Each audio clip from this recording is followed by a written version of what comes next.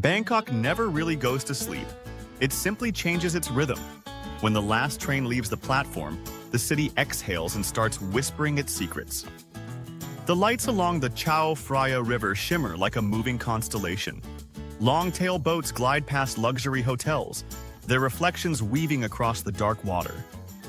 From the rooftop of your hotel, the skyline feels infinite. Every building hums with quiet purpose, a symphony of movement even after midnight. Down below, a few motorbikes still slice through the humid air. Their red taillights paint streaks across the asphalt like fireflies in motion. The air smells faintly of lemongrass, rain, and diesel, a combination that somehow feels alive. It's chaotic but familiar, like the heartbeat of someone you've come to understand. Street vendors are still working, their walks flashing in the glow of fluorescent lamps. Steam billows upward, carrying the scent of chili and garlic into the night. You order a bowl of noodles from a woman who's been cooking since dusk. She smiles softly, and her hands move with the ease of someone who's spent decades feeding the city. Each bite tastes like Bangkok itself, bold, spicy, unpredictable. Even in its quietest hours, the city refuses to lose flavor. A few streets away, the markets begin to close. Vendors pack up what's left, folding their tables with the precision of ritual. But around the corner, another market opens. Fresh flowers, grilled meats, coffee stands. The city doesn't stop, it simply changes shifts. That's Bangkok's first secret. Rest is only a rumor here. For every door that closes, another opens to the hum of a different life. You wander toward Chinatown, where golden dragons curve over alleyways. Lanterns sway in the humid breeze, casting shadows that move like dancers. The sound of sizzling oil echoes down Yaowarat Road. Even at 2 a.m., the line for mango sticky rice is long. Tourists are gone by now, but locals still linger over tea and laughter. Conversations rise and fall like the tide of a warm sea. Somewhere between the noise and the calm, you realize Bangkok isn't chaotic. It's coordinated. It's a city that understands motion better than most people understand rest. You stop by a night cafe tucked between two shrines. A young barista hands you a cup of slow-drip Thai coffee, smiling through the steam. He tells you the cafe only opens from midnight to dawn. That's when the real Bangkok wakes up, he says with a grin. The coffee is rich and smoky, with a touch of sweetness. It feels like fuel for the kind of night that never ends. You walk toward the river, and the city begins to whisper again. Somewhere behind the skyline, monks are preparing for morning chants. Bangkok is full of contradictions, ancient rituals wrapped in neon light. You don't visit it to find peace, you come to understand motion. The water taxis drift past illuminated bridges. The reflections look like falling stars trapped between skyscrapers. Even the air feels different here, heavy with humidity, yet full of quiet electricity. It's as if the entire city is awake but dreaming. A street musician plays an old guitar near the pier. His voice is rough, but his song carries through the warm air like memory. You sit on a low concrete wall, watching the lights shimmer over the water.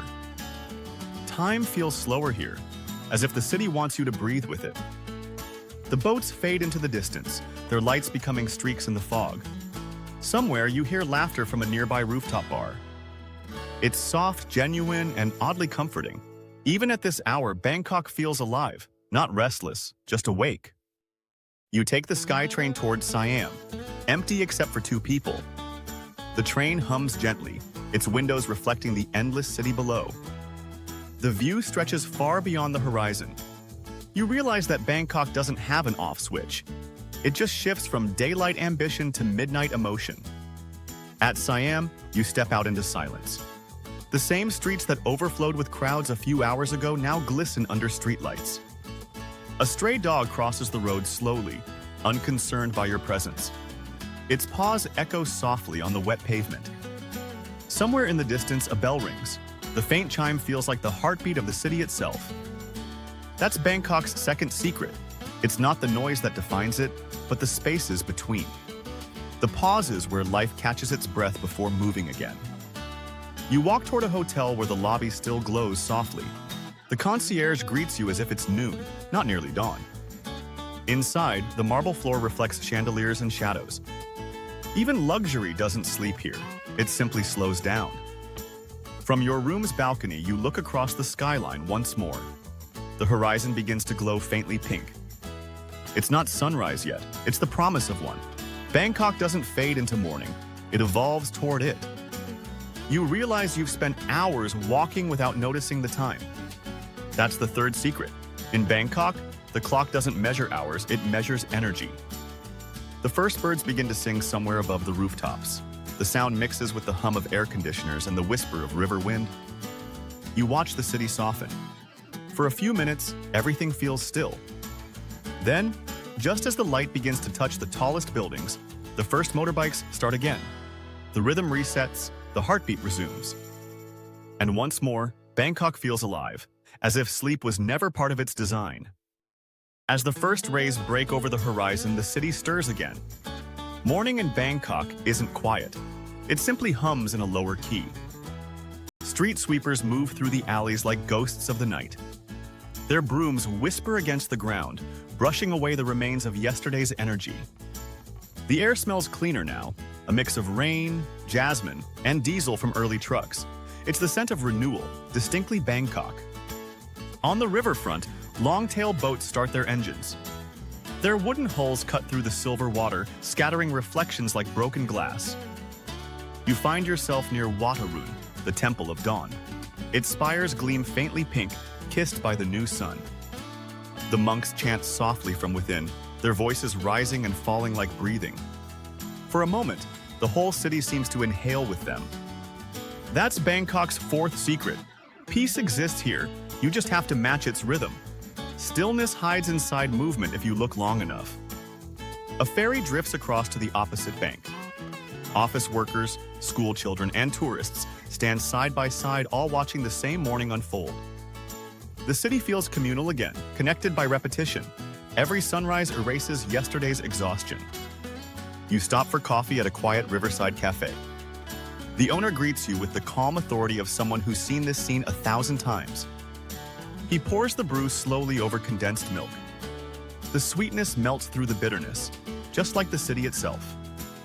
Boats pass, horns echo, and the skyline begins to glow gold. Bangkok is alive again, and somehow you feel part of it. You cross the bridge toward Ta Lod Noi, the district where old Bangkok still lingers. Graffiti, shrines, and mechanic shops share the same walls. Every corner here tells a story written in rust and devotion. You hear the clinking of tools beside the chanting of prayers. That's the fifth secret. In Bangkok, the sacred and the ordinary are never far apart. Faith lives beside function, and both keep the city moving. You follow the alleys until you reach a hidden cafe built inside a converted shophouse. Plants spill from the windows, and soft jazz plays from an old speaker. Inside, travelers type on laptops while locals sip iced tea. Everyone looks like they belong to different stories sharing the same page. From the window, you see a monk passing by on his alms round. A street dog bows its head instinctively, and the monk smiles. It's a small moment, but it explains everything about Bangkok. Respect still thrives amid motion. By late morning, the heat begins to rise. The air thickens and colors sharpen. The city is wide awake now. Markets come alive again, this time with breakfast crowds. Vendors call out greetings, their voices rising over the hum of fans and traffic. You buy fresh mango and sticky rice wrapped in banana leaf. It tastes like sunlight condensed into sweetness. Tourists begin to reappear, cameras ready, eyes wide. They chase novelty, unaware they're walking through something ancient disguised as modern. You walk toward a luxury hotel along the river. Its glass facade mirrors long-tail boats and temple roofs, two worlds reflected in one. Inside, cool air and quiet music welcome you. The scent of lemongrass fills the lobby, replacing the chaos of the street. You drop your bag and look out toward the skyline. Even from comfort, the city's pulse remains audible. Bangkok doesn't fade behind walls of marble. It seeps through glass, reminding you where you are. You take the elevator to the rooftop pool.